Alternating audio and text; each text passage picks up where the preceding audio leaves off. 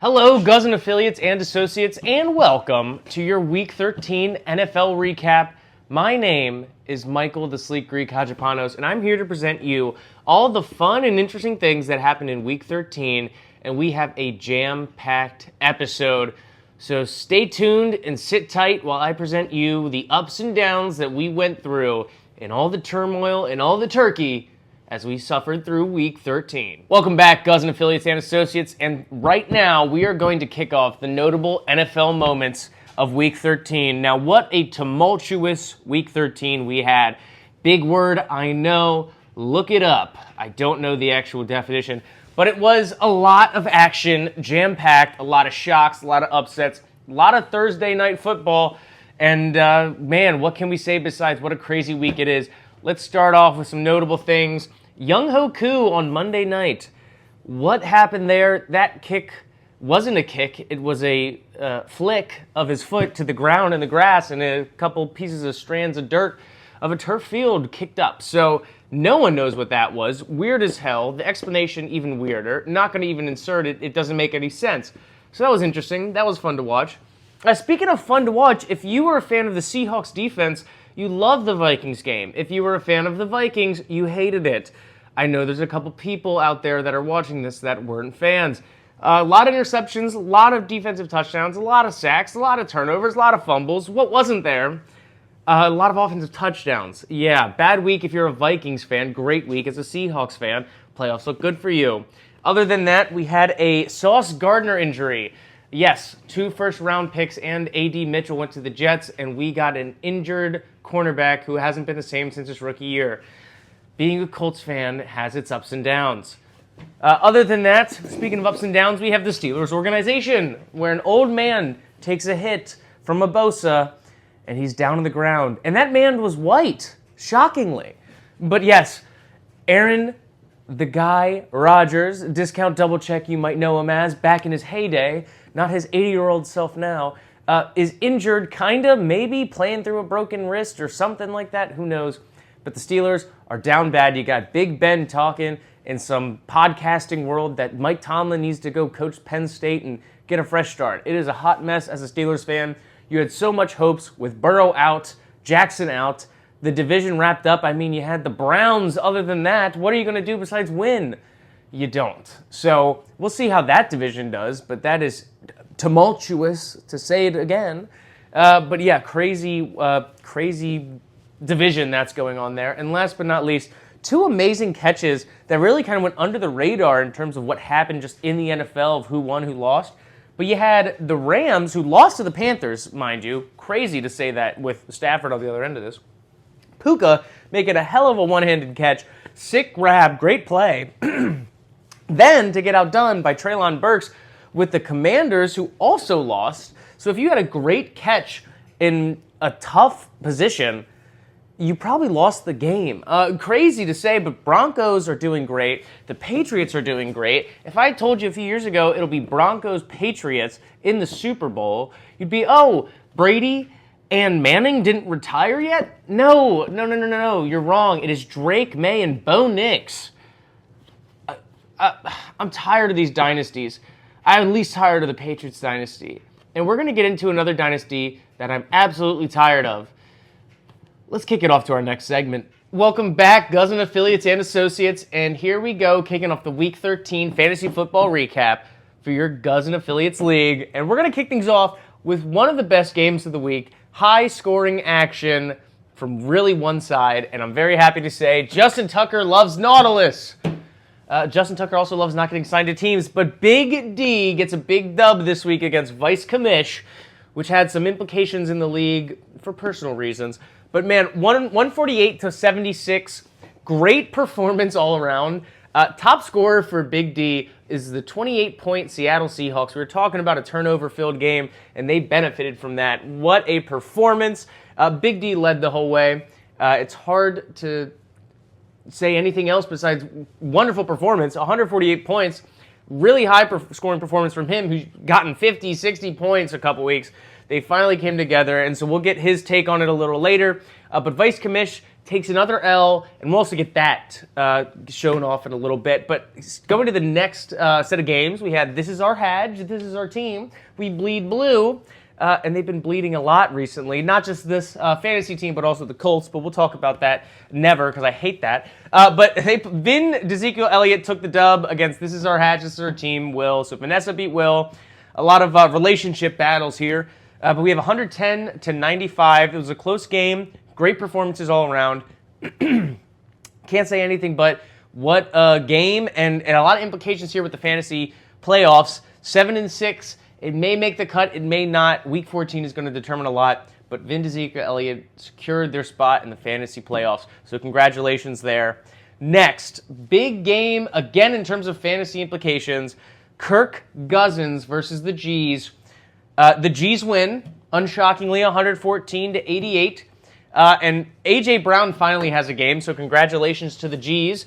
But I have one thing I've been wanting to say, and I'm worried it's going to come true in Week 14. But man, the G's just keep winning.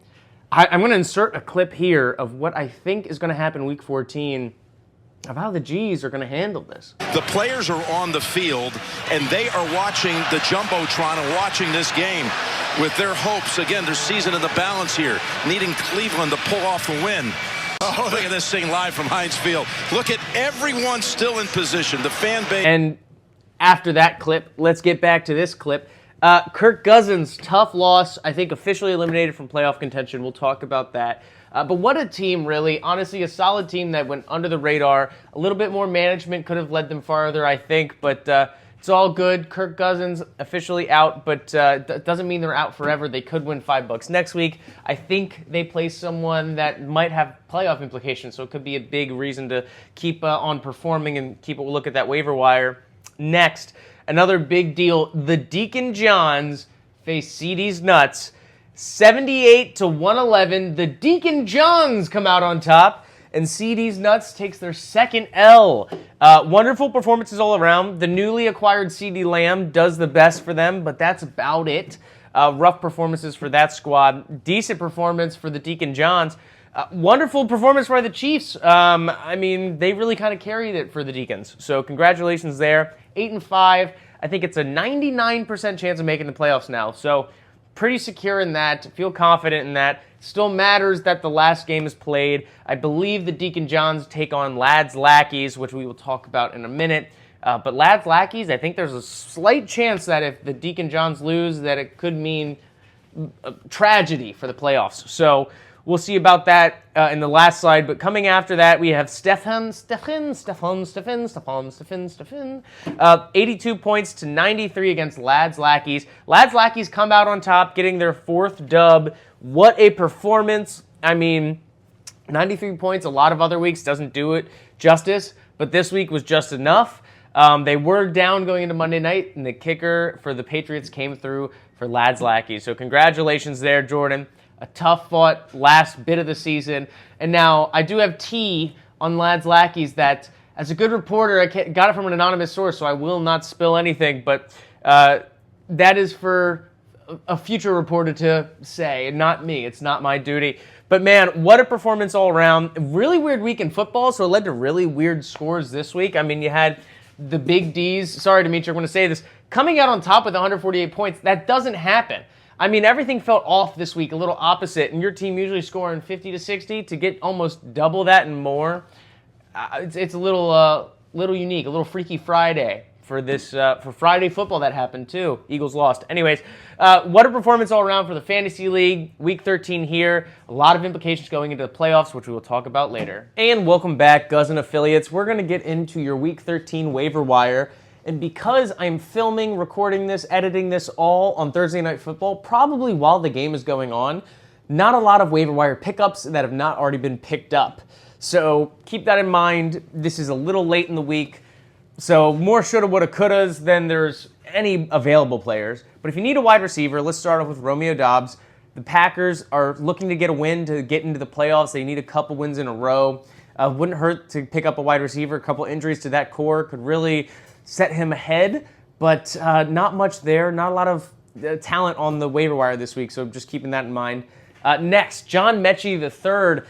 if the Jets start throwing again, he's been getting some touches. He's been getting some TD looks as well. So John Mechie's not a bad option too, but that's real desperation. If you are suffering from injuries, keep that in mind. One I didn't mention, that's an audio only.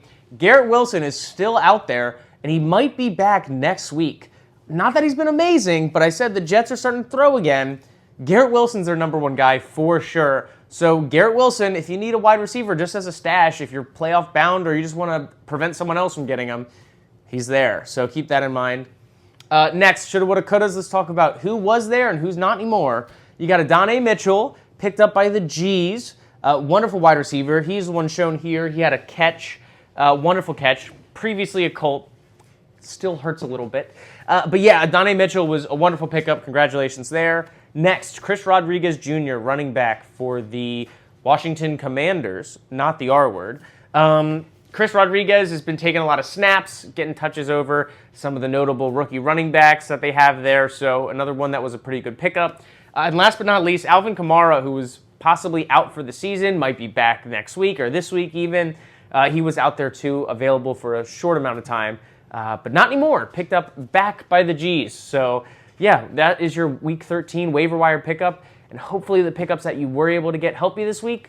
If not, sorry. Now, welcome back, Guzzin affiliates and associates. Now, we're going to get into your best team of Week 13, and no one else other than who I mentioned already, Justin Tucker Loves Nautilus, a.k.a. Dimitri Big D. Now, when asked for a quote from TSG News, he had this to say, and it's fairly fitting for how it's been. So, this season has been like eating soup with a fork. Just a lot of effort with no production. Proud of my guys for finding a spoon this week. And yeah, most of the season he did have a spoon that was filled with heroin, heated up, and injected into his arm, similar to this guy, Charlie Sheen. But this week, it was actually a spoon for soup. So congratulations, Big D. You got a big $5 and actually a nice little win to probably send off the rest of the season with a little bit of cash in your pocket, a little more than you would have gotten if you just lost out. So congratulations, Big D. Very happy for you. Breaking up the pattern of other winners. And let's get in to a fan favorite section that is returning once again. Ladies and gentlemen, we have a new, undisputed L Watch champion, Vice Commish. Welcome back to L Watch, everybody. And this week, after a nice, hard-fought L that she took to her own fiancé, Dimitri Hobbs, Vice Commish is out of here. L Watch continues. And L Watch means that there is now a first place leader for last place. Congratulations, Jordan. You're second to last. Currently, it's Vice Commish. 5-game losing streak, and it may continue into next week. I'll bring you L Watch, hopefully, in Week 14. After having such a wonderful reception of L Watch, here's what we're watching coming into Week 14. We have the rest of the Fantasy Football Guzzin Affiliates playoff picture. And in this picture, it is a sight to see with the writers of this year's season coming down to the wire. We have our eliminated teams. We have Stefan, Kirk Guzzins, Justin Tucker Loves Nautilus, Lads, Lackeys, and Vice Commish rounding out the bottom. They're fully eliminated from playoff contention. And yes, you're going to notice I didn't say one name in there that's been haunting everybody, and no one's heard my cries. The G's. Yes, the G's. The infamous G's. The back-to-back champ G's. The currently married G's. The about to be on a honeymoon somewhere cool G's. Yes, those G's. They are still in the hunt. And with a win this week and a loss for This Is Our Hatch, This Is Our Team, We Bleed Blue, Will, they can easily be in the playoffs. So we have our two confirmed playoff teams, CD's Nuts and Vince Elliott. They will be facing off this week. The Deacon Johns are playing this week too, and they have a 99% chance, so most likely they're in unless something crazy happens. But it'll be down to This Is Our Hadge and the G's, and that is something that is scary to say the least. As soon as the G's make the playoffs, it's over. I'm calling it. I know it. Kuzi said it last week in Kuzi's Corner. Did you not forget about that already? He knows, I know, everybody knows. watch out for the G's. Whoever's playing Will, just bench everybody. Please, we need to win out so that the G's don't make it. I love the G's, but I want a competitive playoffs. I'm scared, and you should be too. That's our playoff picture. This is the future. Congratulations to the G's. If you make it, you've already won the title. He's back! And now, we're going to kick off the final segment. Welcome back, Guzzin affiliates. And in our final segment, we get to talk about NTSG news. And what a week it's been for NTSG news. TSG himself, this guy, has had a lot happen. Now, we're going to kick off with what a wonderful wedding weekend we had. I cannot say enough how happy I was to be a part of it, let alone be there. So congratulations again to George and Georgia. As much as I'd hate to see them take a three-peat to the Fantasy Football Championships, I love to watch them get married. It was such a wonderful weekend. So thank you both. I had to flex with a little shield picture. Shout out Nick Tree. He is in this as well. This just in breaking news, we have clips that have surfaced from this weekend's wedding. It is important that you stay tuned and watch till the end to see how each person gave their take. All right. We have the Deacon Johns. The Deacon Johns are going to give us their recap of the year. What is your opinions on the fantasy football season as of now? I'd say it's all been pretty great. Maybe I'm a little biased considering that my team is pretty phenomenal, if I do say so myself. I'd like to give a couple shout outs, but I won't do that yet. Try to stay humble as far as I can. I have made no trades this season. Purely relied on just, what's been out there. But some might say talent. Talent. Some may say talent. But as for everybody else, can't speak for everybody else, but I do feel like I'm just excited for where this is going. So stay tuned.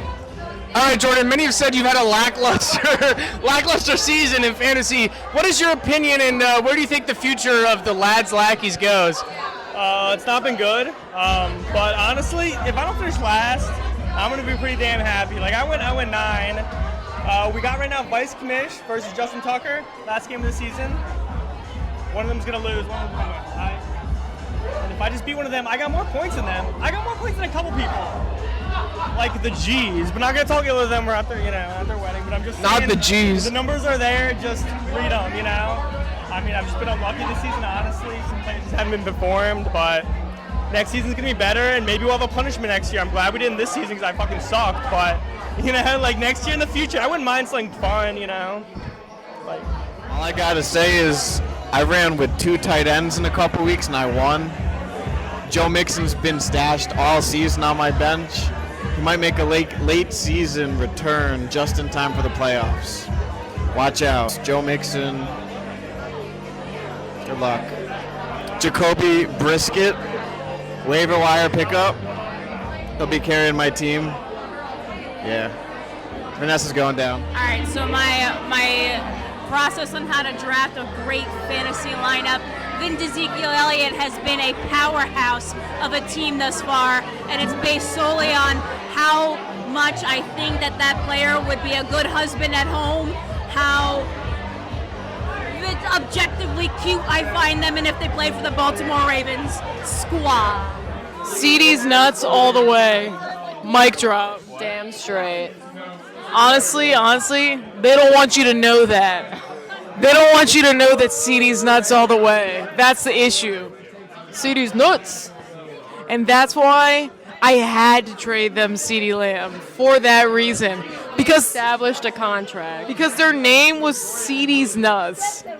I did also have other stipulations that if CD's nuts goes all the way, I will win and they will do a press conference. Stay tuned. Eddie will also wear the championship belt to my wedding. So, to me, that's fucking worth it. Anything else? All I have to say is we'll see what happens. Eddie, anything from CD's nuts? What is that? It's not a jewel. There you have it, folks. There you have it, The folks. Shield reference there. Next, I have an Office reference because this Friday, aka tomorrow, aka less than 24 hours from me putting this video out, I will be at an office party, a holiday office party for my new job. And it's the first one I think I've ever been to in a job period. So that'll be fun. It's open bar. It's in Philly. It's going to be a blast. And I might get drunk with the VP of my company. So we'll see. It'll probably be that way. If I can have it my way, you rule. So there we go. That is in TSG News. Very excited for what's coming up. Very excited for what just happened. And to you, the viewer at home, thank you for coming back week after week and watching me rant to an iPhone on a tripod on a green table in my basement. This has been Guzzin Affiliates Week 13 Recap.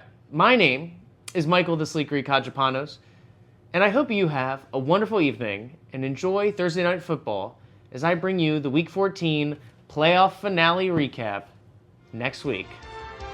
Get ready, playoffs is coming up, and it will be after next week's recap. Thank you, and good night.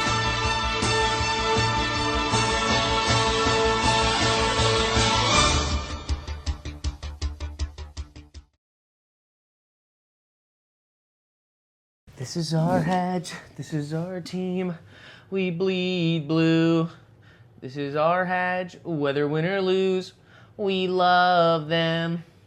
For the shoe, eat my ass, and watch those chickens fall. This is our hedge, go Colts.